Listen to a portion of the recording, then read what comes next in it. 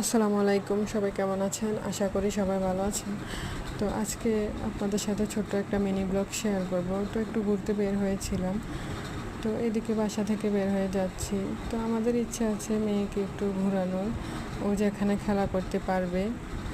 তো নিয়ে আসা হয়েছে গুমতিটা আছে, এটা কুমিল্লাতে।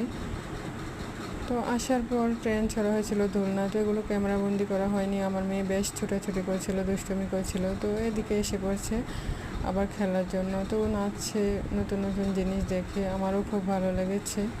তো মা বাবা হিসেবে একটু সন্তানদের ঘুরতে নেওয়া যাওয়া উচিত, কারণ ওদেরও তো নতুন কিছু শিখতে ইচ্ছে করে, ওদেরও ভালো লাগা কাজ করে।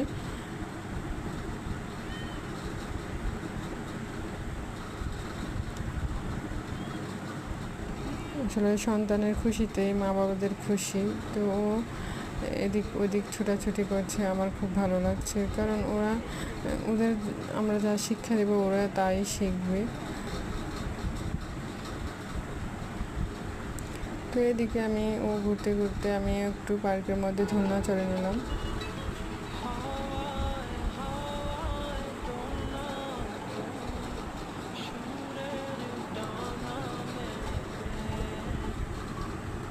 তো এদিকে ঘোরা শেষে হাজব্যান্ড বললো কি খাবো, তো এদিকে বার্গার লাচ্ছি অর্ডার দিয়েছিল। তো এদিকে লাচ্ছি অনেক ঠান্ডা, আমি খেতে দিচ্ছি না, আমার হাজব্যান্ড বলছে একটু খাইয়ে নাও। তো এদিকে খাওয়ার পরে প্লেনে রেসারে আসা হয়েছিল, ভাবছি কিছু নেওয়া যায় কিনা, পছন্দ হয় কিনা। তো এসে পড়লাম।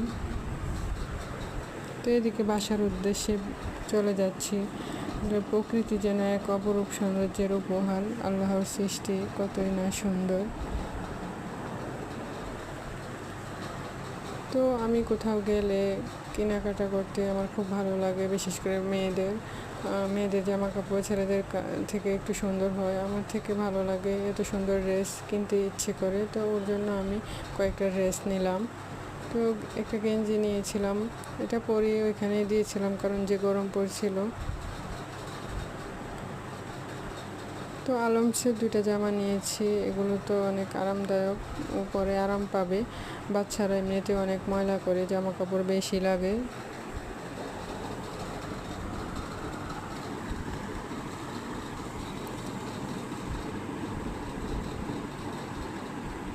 তো আমি তোমাদের ড্রেসগুলো দেখিয়ে দিচ্ছি, কিছু মনে করবে না। তো তোমাদের কাছে কেমন লেগেছে ড্রেসগুলো অবশ্যই কমেন্টে জানাবে আপুরা।